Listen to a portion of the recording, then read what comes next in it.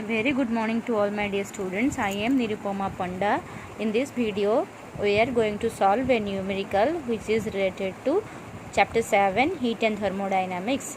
So, the numerical is how much heat is required to convert 1 gram of ice at minus 50 degrees centigrade to its vapor. So, since we know that for every numerical we have to start with a given data. So, given data is the mass of ice is given 1 gram and the initially ice is at minus 50 degrees centigrade and we have to supply heat. So, when ice at minus 50 degrees centigrade is heated with Q1 amount of heat, temperature starts to rise and it reaches at 0 degrees centigrade. So, ice at minus 50 degrees centigrade on heating Q1 amount of heat reaches at 0 degrees centigrade.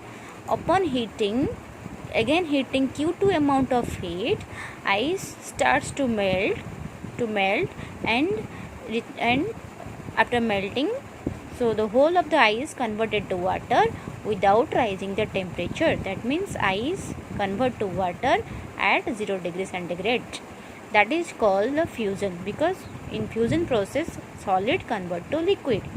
Again water at 0 degrees centigrade on heating Q3 amount of heat, the temperature starts to rise from 0 degrees centigrade and reaches at 100 degrees centigrade.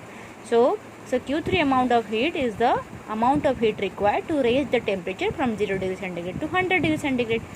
Next, again when the water at 0 degrees centigrade, 100 degrees centigrade is heated with Q4 amount of heat,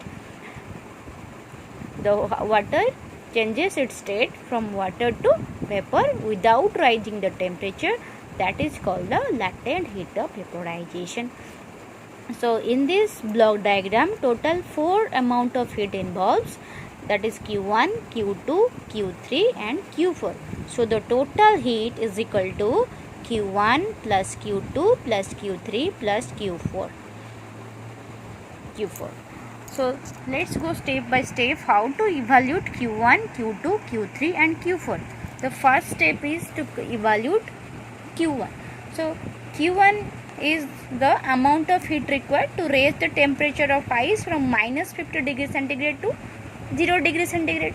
So, here then temperature difference is 0 degrees centigrade minus 50 degrees centigrade to 50 degrees centigrade. So, we know that Q is equal to mc delta T, where m is the mass of ice, C is the specific heat of ice and delta T is the temperature difference, which we found that 50. So, m is 1. We know that specific heat of ice is equal to 0.5 calorie per gram degree centigrade and delta T is equal to 50. So, Q1 is coming 25 calorie. The next step is to find out the Q2. So, here Q2 is the amount of heat required to change the state from ice to water without rising the temperature. That means at 0 degrees centigrade. So, that means the heat supply, Q2 amount of heat supplied changes the state from ice to water without rising the temperature. That is called the latent heat of fusion. Latent means, that means heat is hidden somewhere in the system. Why? Because there is no change of temperature, though no rise of temperature, though heat is supplied. That is why it is called the latent heat. A fusion means ice to water. Since there is a conversion ice to water, that is called a fusion. So, Q2 amount of heat required to change the state from ice at 0 degree centigrade to water at 0 degree centigrade.